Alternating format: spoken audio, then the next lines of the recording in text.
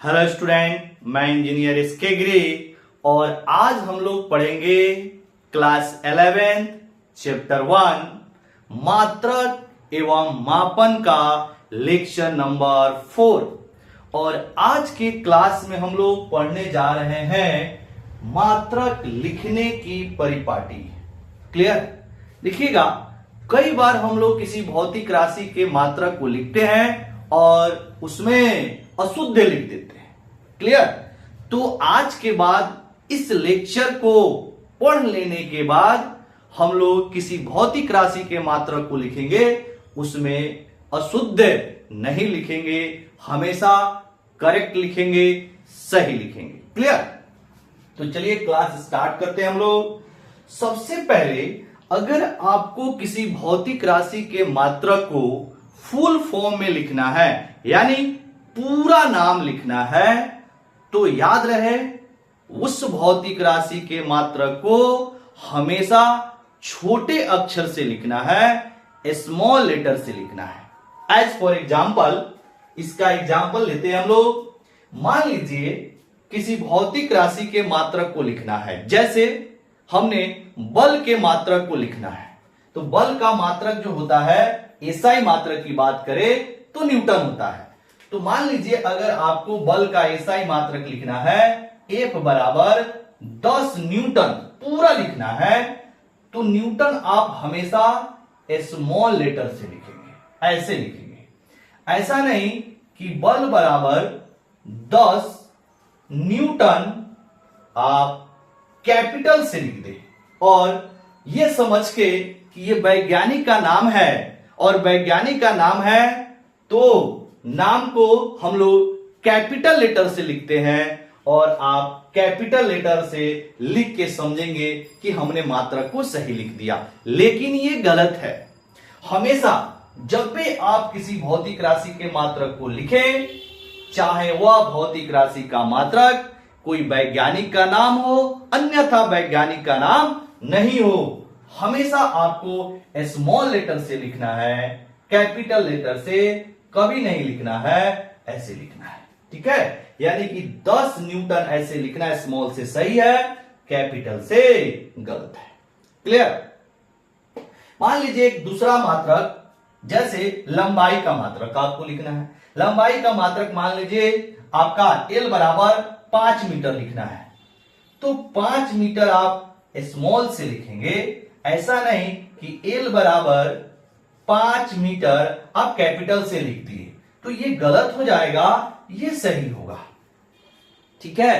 तो जब भी किसी भौतिक राशि के मात्रक पूरा लिखना हो तो हमेशा याद रहे स्मॉल लेटर से लिखा जाता है, कैपिटल से कभी नहीं। ऐसा नहीं कि वैज्ञानिक का नाम है तो कैपिटल से लिख दिए, वैज्ञानिक का नाम नहीं है तो स्मॉल से लिख दिए, ऐसा नहीं करना है। चाहे वो वैज्ञानिक का नाम हो, अन्यथा वैज्ञानिक का नाम नहीं हो, हमेशा आपको स्मॉल लेटर से लिखना है। देखिए, हिंदी में लिखने के लिए स्मॉल और कैपिटल की जरूरत नहीं है। जैसे न्यूटन लिखना है तो आप ऐसे ही न्यूटन लिखेंगे, इसमें आपको कैपिटल और स्मॉल की आवश्यकता नहीं है कि नहीं? वो किसमें आता है? इंग्लिश अल्फाबेट में, है कि नहीं? तो जब भी आपको इंग्लिश में लिखना हो, ठीक है, तो हमेशा आपको स्मॉल लेटर से लिखना है। क्लियर हुआ? हिंदी के लिए तो कोई बात ही नहीं है। तो चलिए इस पॉइंट को हम लोग नोट डाउन करते हैं। पहला पॉइंट, यानी मात्रक लिखने की परिपाटी की पहली पॉइंट क्या है कि अगर किसी भौतिक राशि के मात्रक को लिखना है तो हमेशा स्मॉल लेटर से लिखा जाता है। यहां पे लिखेंगे किसी भौतिक राशि के मात्रक को फुल फॉर्म में लिखने के लिए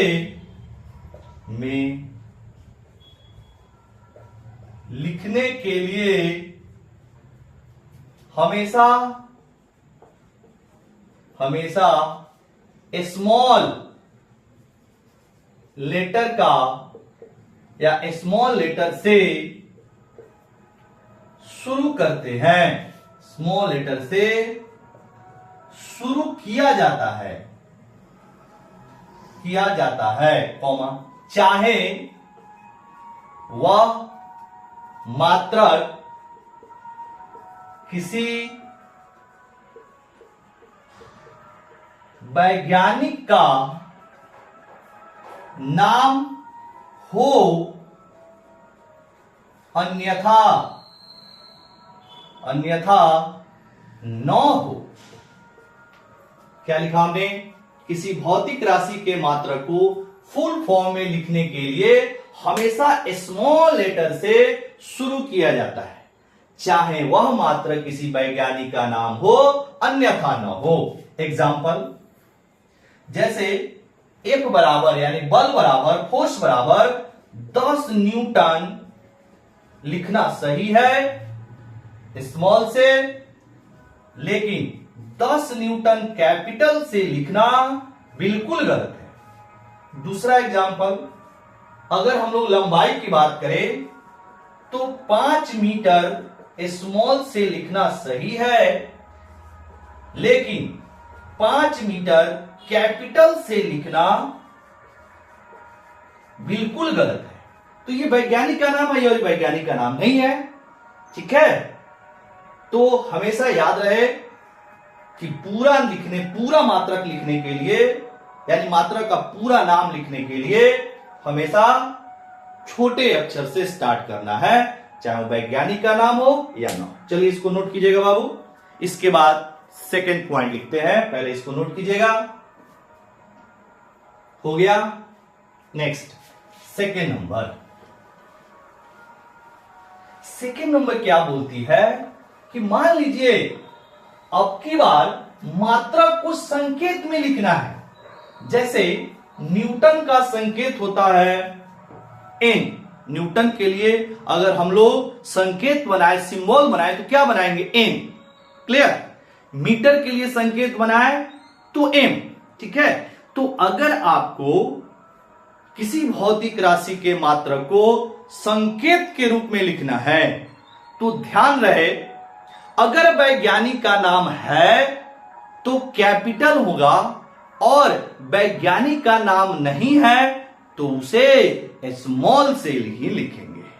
जैसे मान लीजिए अगर F बराबर 10 न्यूटन आपको लिखना है संकेत में, पूरा नहीं, तो ये 10 न्यूटन जो होगा इसमें एन जो यूज करेंगे आप बड़ा वाला यूज करेंगे, ठीक है। F बराबर 10 एन छोटा वाला यूज नहीं करेंगे, क्योंकि ये वैज्ञानिक का नाम है। तो जब भी वैज्ञानिक के नाम को अगर संकेत के रूप में लिखना है तो हमेशा बड़ा से लिखेंगे, छोटा से नहीं लिखेंगे। बट लेकिन अगर आपको वैज्ञानिक का नाम नहीं है, जैसे लंबाई 5 मीटर, इसमें आप अगर कैपिटल संकेत लिखेंगे तो गलत हो जाएगा। आपको L बराबर 5 मीटर स्मॉल से ही लिखना है। तो अगर वैज्ञानिक का नाम है तो संकेत बड़ा यूज कीजिए, अन्यथा संकेत को भी आप स्मॉल में ही लिखेंगे अगर वैज्ञानिक का नाम नहीं है तो। ठीक, याद रहेगा। चलिए तो नेक्स्ट लिखते हैं बाबू। आइए सेकेंड पॉइंट हम लोग लिखेंगे, यदि किसी भौतिक राशि के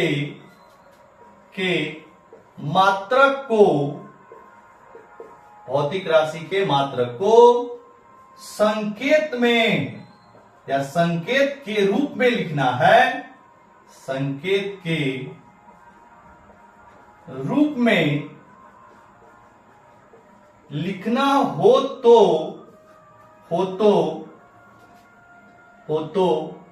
कैपिटल लेटर से लिखते हैं, कैपिटल लेटर से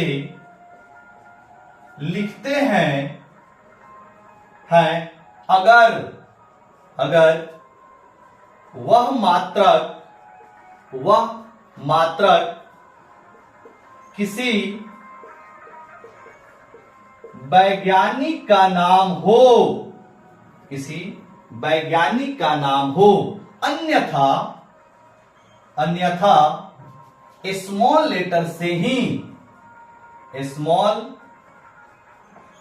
लेटर से ही लिखा जाता है,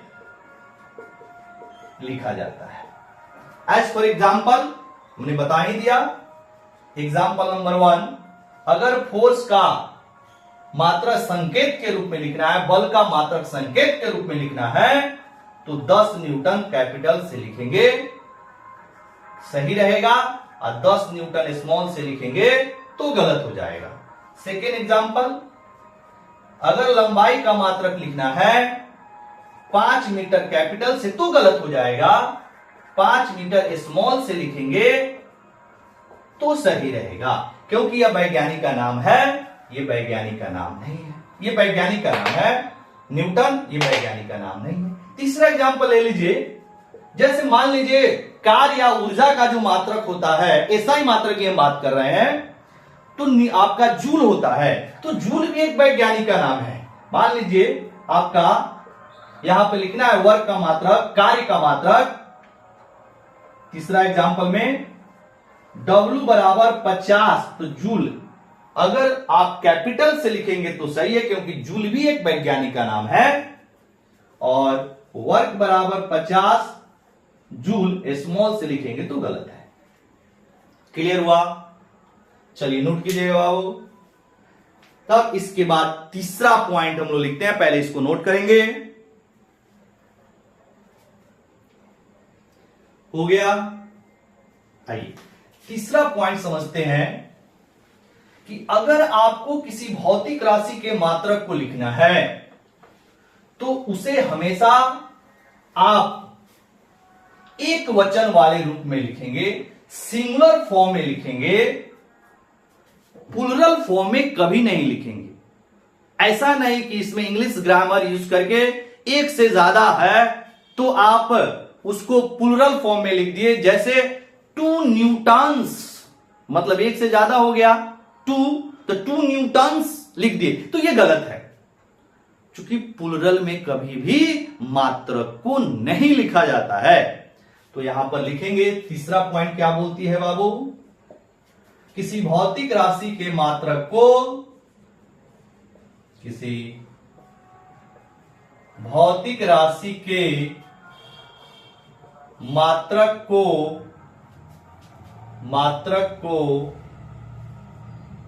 प्लूरल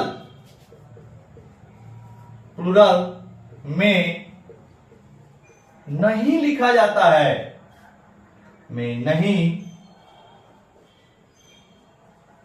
लिखा जाता है। एग्जाम्पल, ऐसा ना हो कि F बराबर 10 न्यूटन्स लिख दे, तो ये गलत है। F बराबर 10 न्यूटन ही लिखेंगे, सही है। दूसरा एग्जाम्पल, L बराबर ऐसा ना हो जाए कि 5 मीटर्स लिख दे, तो ये आपका गलत हो जाएगा। L बराबर 5 मीटर ही लिखेंगे तो सही है। कभी भी बहुवचन के रूप में मात्रक को नहीं लिखिएगा, ठीक? नोट कीजिएगा तीसरा पॉइंट बाबू, नोट करते रहिए। नोट्स आप खुद से बनाएंगे, अपने से बनाया गया नोट्स हमेशा आपके लिए हेल्पफुल होगा, आपको मदद करेगा। चलिए नेक्स्ट, चौथा पॉइंट।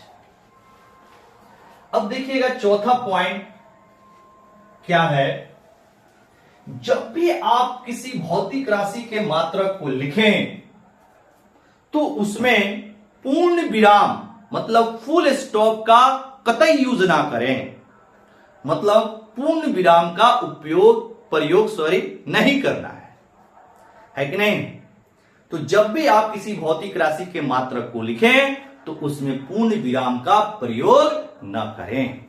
तो यहां पर लिखेंगे चौथा नंबर में, किसी भौतिक राशि के मात्रक को लिखने में पूर्ण विराम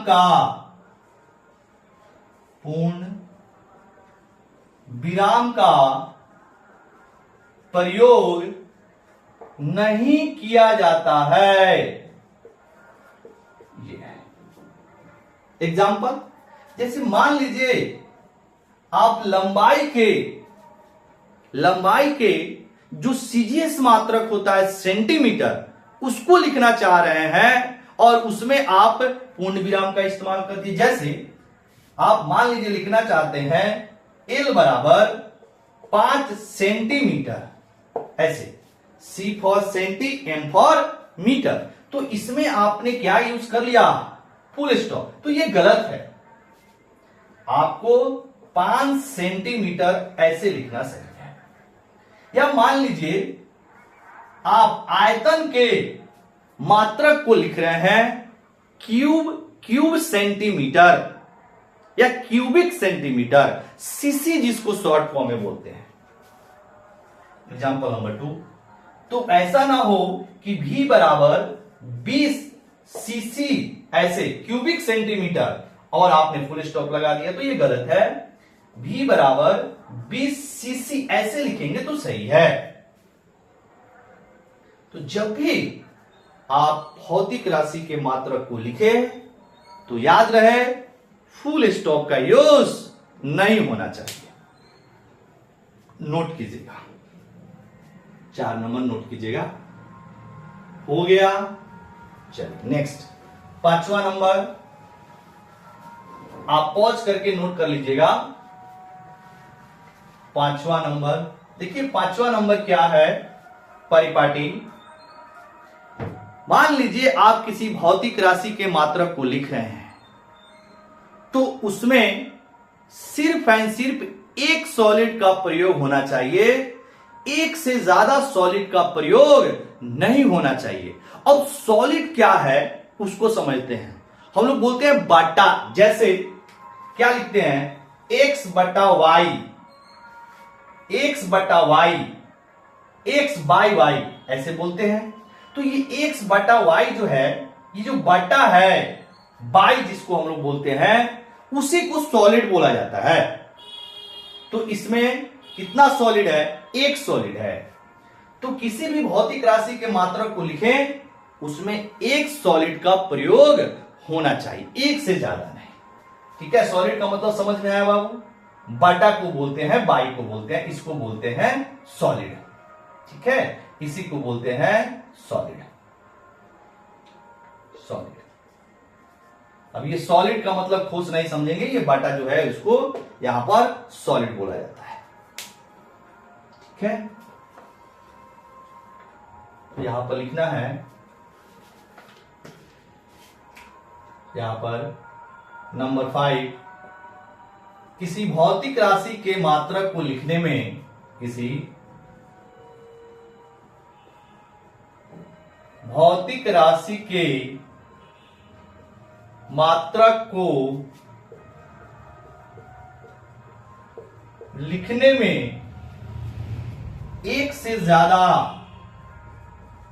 या एक से अधिक सॉलिड का मतलब ऐसे बटा का प्रयोग नहीं किया जाता है।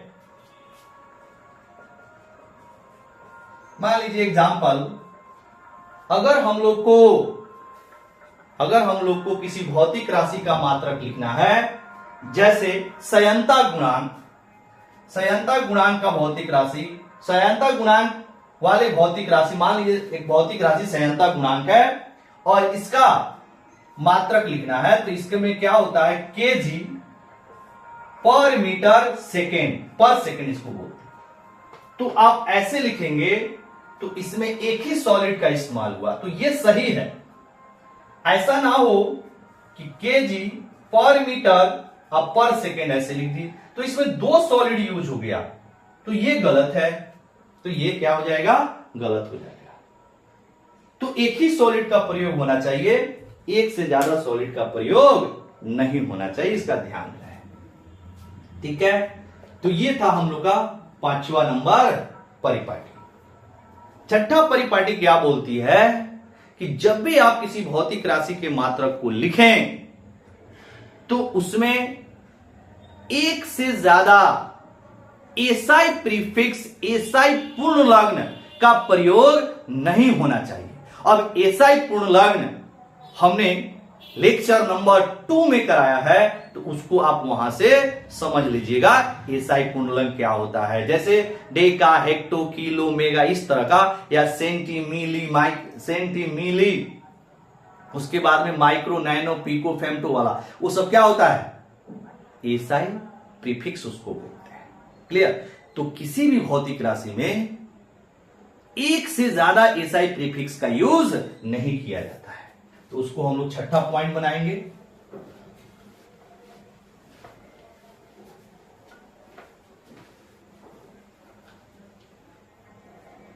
छठा पॉइंट,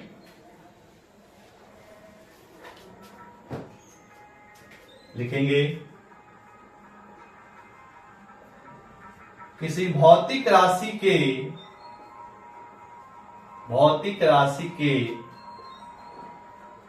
मात्रक को लिखने में एक से अधिक एसआई पूर्ण लग्न का प्रयोग नहीं किया जाता है। जैसे एग्जाम्पल, मान लीजिए कहीं लिखा है लंबाई बराबर एल बराबर 5 मिली माइक्रोमीटर, ऐसे मिली माइक्रोमीटर, तो ऐसे लिखना गलत है। मतलब ये हो गया आपका मिली, ये आपका माइक्रो, आई हो गया मीटर, तो ऐसे लिखना गलत है क्योंकि इसमें 2 एसआई प्रीफिक्स का यूज हो चुका है। तो इसको क्या करेंगे, पहले इसको सॉल्व कर लीजिएगा। 5 मिली का मतलब 10 की पावर -3, अब माइक्रो का मतलब 10 की पावर -6, इतना मीटर। अब इन दोनों के पावर को ऐड करेंगे तो -3 -6, -3 -6 मिलके -9 हो जाएगा। अब -9 को एसआई प्रीफिक्स में नैनो बोलते हैं, नैनोमीटर। -9 को एसआई प्रीफिक्स में नैनो बोला जाता है। तो ये लिखना सही है, एल बराबर, इसको हल करके ये लिखना सही हो जाएगा। ठीक है, बट एल बराबर इतना लिखना गलत हो जाएगा क्योंकि इसमें आपने दो एसआई प्रीफिक्स यूज किया है और इसमें सिर्फ एक एसआई प्रीफिक्स का मतलब पूर्ण लग्न, इसमें एक एसआई पूर्ण लग्न का इस्तेमाल हुआ है तो ये सही है, और इसमें 2 हुआ है तो गलत है। तो जब भी आपको किसी भी भौतिक राशि के मात्रक को लिखना है तो उसमें सिर्फ एक ही एसआई प्रीफिक्स का यूज करना है, एक से ज्यादा नहीं। अब मान लीजिए कहीं पे लिखा हुआ ऐसे, मान लीजिए लिखा है एनर्जी इज इक्वल टू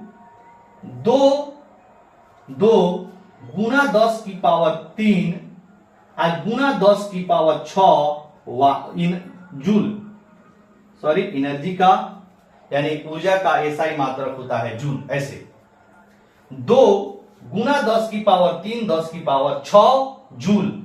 तो अगर मान लीजिए कोई स्टूडेंट, कोई विद्यार्थी 2 और 10 की पावर 3 को किलो बोल दे और 10 की पावर 6 को मेगा बोल दे और जूल लिख दे तो उसका गलत हो जाएगा, क्योंकि इसमें किलो मेगा, के से किलो, एम से मेगा, तो ये आपका किलो मेगा 2 एसआई पूर्ण लग्न हो जाएगा जो कि गलत है। इसको आप क्या करेंगे, इसको ऐसे लिखेंगे E इज इक्वल टू, पहले सॉल्व कर लेंगे, 2 गुना 10 की पावर, दोनों को जोड़ेंगे तो 9 हो जाएगा, 3 प्लस 6 इतना जूल। और 10 की पावर 9 प्लस 9 को गीगा बोलते हैं, तो एनर्जी बराबर 2 गीगा जूल, गीगा जूल। ठीक है, जी से क्या हो जाएगा गीगा, 10 की पावर 9 को गीगा बोलते हैं। यहां पे एनर्जी का ऐसा ही मात्रक जूल होता है। तो ये लिखना सही है, गीगा जूल लिखना सही है, लेकिन ये दो एसआई प्रीफिक्स यूज किया तो ये गलत है। ठीक, तो ये था आज का क्लास कि किसी भौतिक राशि के मात्रक को कैसे सही लिखा जाए। क्लियर? आई होप, आशा करते हैं कि आपको ये लेक्चर समझ आया होगा। क्लियर? तो चलिए आज का क्लास हम लोग यहीं खत्म करते हैं, फिर मिलेंगे अगले क्लास में। तब तक के लिए आप लोग पढ़ते रहें। Very very thank you.